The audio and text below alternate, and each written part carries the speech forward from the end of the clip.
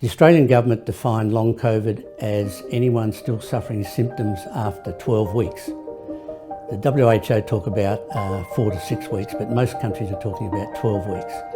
And what it is still suffering the more severe symptoms such as difficulty in breathing, muscle and joint pain, memory loss and a memory fog as patients describe it, where they just can't function as they normally do. They're probably the primary symptoms of long COVID. We really don't know what causes long COVID, but the statistics tell us that around 10% of people who develop COVID will also develop long COVID. It seems to be more prevalent in women than men, and it seems to be more prevalent in Caucasian societies. But we don't really know, and the research it's still too early to really give some definitive answers. My name is James Liu. COVID really impacted my life a lot. I feel very tired and sick, and sometimes I can't really do a lot of things as I used to do. Very tired easily, and then I sometimes have very short of breathing, and so this very affect my life. It had a really big effect. I just had absolutely no lung capacity, had to stop all forms of exercise for ages, and I lost all my sense of smell and taste. That took several months to actually start coming back. Even some foods still now don't taste quite right, and like things like wine taste bitter.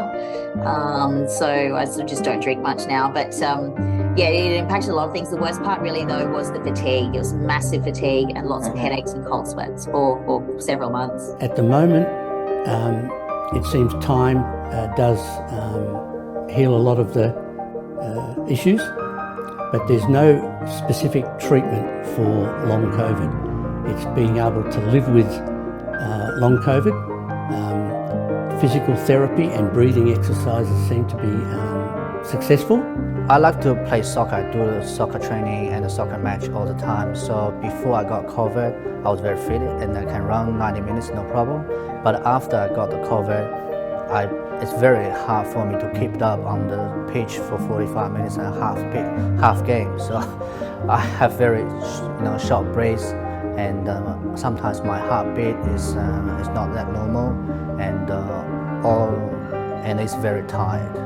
It's really impacted us as traveling or going to see the parents or family members overseas, and we really missed them. It's almost as if you've just stayed awake for 3 days and you feel like you have no energy, no appetite, no motivation to do anything, and then when you do something you're totally out of breath. So that lingered on for a really long time, and the worst part is that even with COVID, you know that it's really only probably 7 or maybe 10 days until you're going to start feeling better. But with long COVID, it just goes on and on and on, and so you sort of just start losing hope that you're going to get better at all, which is a bit scary. We have to live with COVID now as a society, just as we live with influenza and the common cold. I would like to think that people would start taking more of a personal responsibility. Wear masks on public transport, wear masks if you go to the cinema, wear masks if you're in crowded shopping areas. Wash your hands, always.